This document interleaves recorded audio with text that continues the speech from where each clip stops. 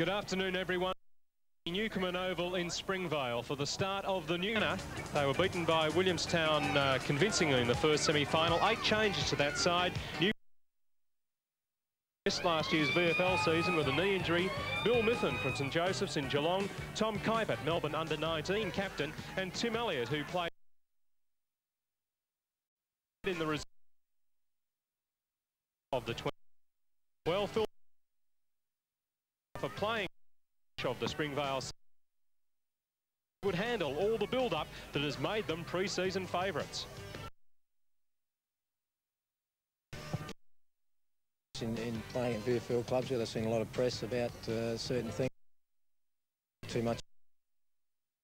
Lineup and 7 changes to the premiership side from last year. New men are Paul Sullivan from Central Districts in Adelaide, who spent time at Richmond and St Kilda in the VFL. Well, the Lions to their coach. That's not unusual, even with their success of the past 2 seasons.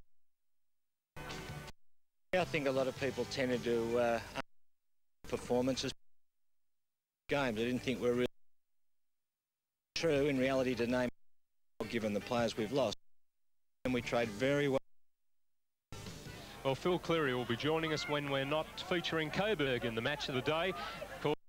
To left on their home ground, and the first touch almost went to Jared Liston for Coburg. So Springvale forward, and the mark's taken by Stewart.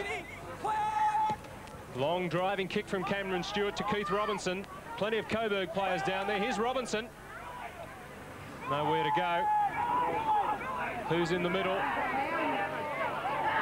Spilt by Gumley. Here's Taranto. A little bit of hesitation from both sides early on, and that's to be expected. There's Rakavolis taking the ball over the boundary line, and Ross mentioned the shiner that Glenn Rakavolis is wearing. It's apparently put Ross's in the shade, which is something to see later on from Glenn, who missed last year's grand final, as did Peter Darby because of injury. So it's good to see them back in the Coburg lineup. Strong work there for the home side by Morgan. Not much headway for them, but there's the mark for Nicol. The blind kick really out of the pack, but Stuart Nicol dropped back there, and he will have the first shot at goal for the 1990 season from about 35 metres out directly in front.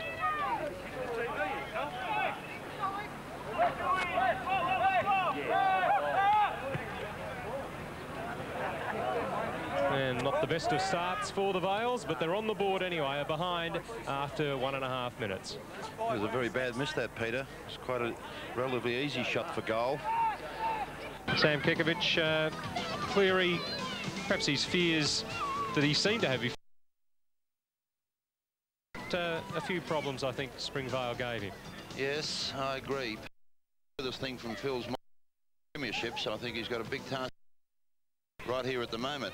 I just feel that their forward structure, I realise they probably haven't got the options, but I feel that their forward structure with Weatherald, Williams and Ingram not going too well has never fared well previously, and they're just a little bit top heavy. And here we hear Phil issuing some instructions. Let's listen. And it won't be any different today. Cam, you can explode this quarter. Really fly. You're running around, you're looking dangerous. A little bit of luck here and there, and you got a couple of goals. So I'm working that. Billy Kakur being exhorted on to bigger things. Let's pick up another AFL score. Mithen really showed out in this first term, and Seckel started off like a house on fire at centre-half back, but they lost Palm, a real driving force this season. They don't seem to have missed him too much today. Keith Robinson giving them a big focal point up forward. He is giving them a focal point up forward, and there's nothing quite as exciting as a forward playing well. And he's really doing the job superbly up front. Not only in kicking goals, but creating diversions and knocking on and really keeping the ball entrenched in that forward line. That was one of his 2 goals for the quarter. But you're right, the running players of Springvale are really doing their job, because Coburg are very, very dangerous from the back line when they run the ball out, and they're being manned effectively, hence precluding them from setting up their forward thrust from that back line. The rucks, Jared Liston kicking a goal here. I think probably honours pretty even there. Pretty even, apart from the actual centre bounce contest where Springvale have gained the ascendancy. I think out of the 8 or 9 times it has come out of the centre, I think they've won on 7 occasions. It's Keith Robinson on screen again. In fact, that was Kuipert. Kuipert, sorry, yeah, yes. he's at centre-half forward there. I'm very impressed by Kuipert. Good big man up forward there to aim at. Weatherall didn't really have a lot of possessions there. No, has no real influence on the game at this stage, but this guy certainly has. I feel he's been more responsible for keeping the Lions in the